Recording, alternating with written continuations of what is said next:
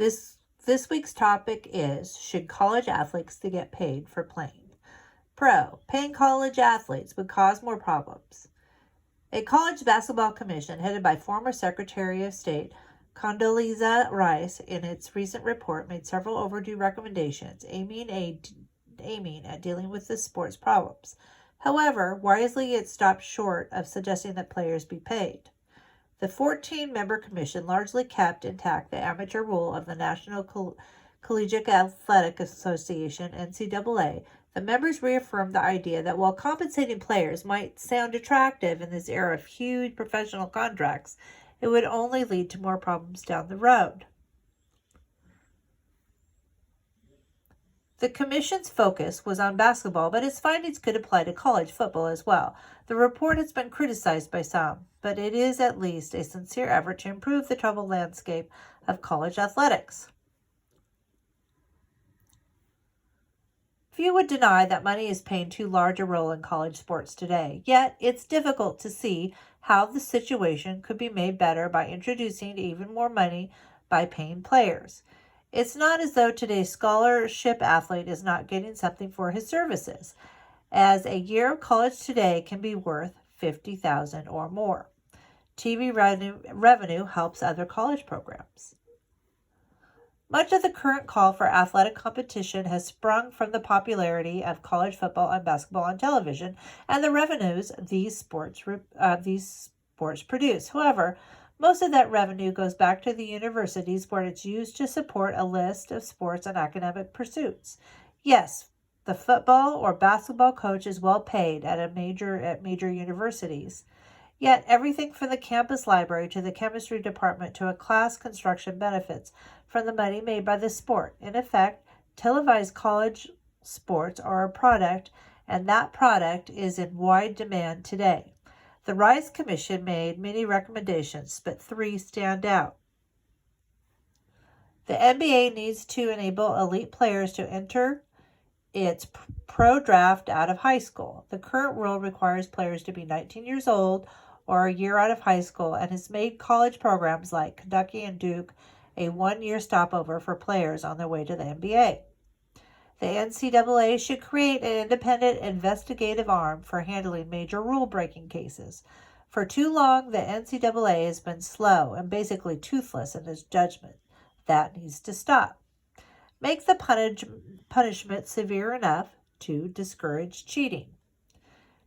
The commission was formed after claims by the federal prosecutors last year of bribes going to the families of top high school players to sign with college programs. The NCAA has a long history of moving slowly, but that's a start. The commission affirmed the values of amateur play and education for nearly 99% of college basketball players who don't go on to the NBA. Con: college athletes should be justly compensated for their hard work.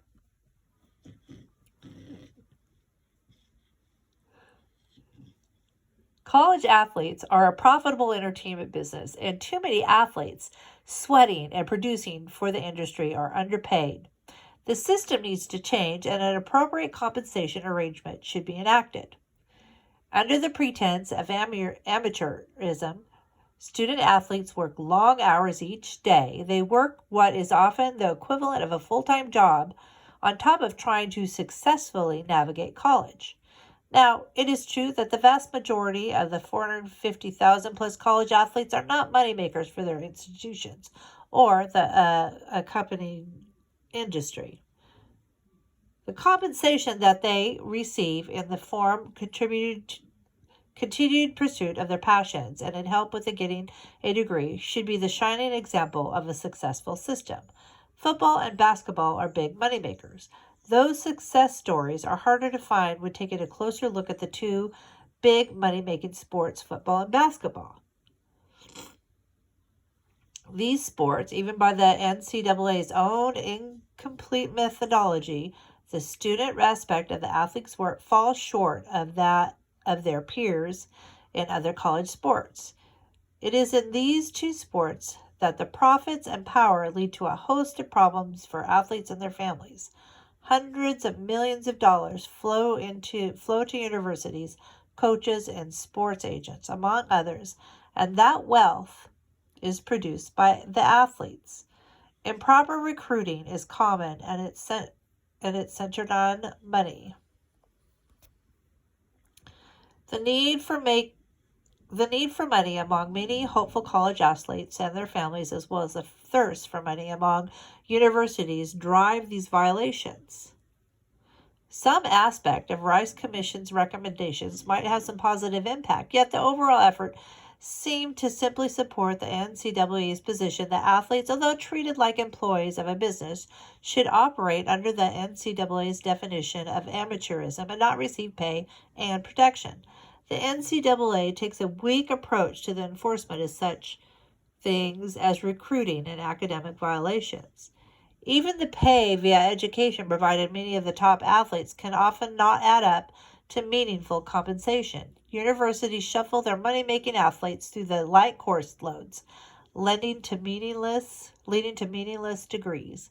It's past time athletes got paid. It is past time for change to come. The NCAA should continue and accelerate efforts to make the academic portion of athlete compensation whole. Positive recommendations from the Rice Report include establishing a fund to pay for degree completion for athletes who depart college. Another idea is allowing those who are unsuccessful in getting drafted to re-enter school. Athletes whose skill has value through the sale of their image should have the same right to profit from that skill as the universities. The NCAA and the entire sports industry does. The sooner the NCAA closes the cracks in the academic compensation and rightfully shares the value of top athletes with the athletes themselves, the better for all involved.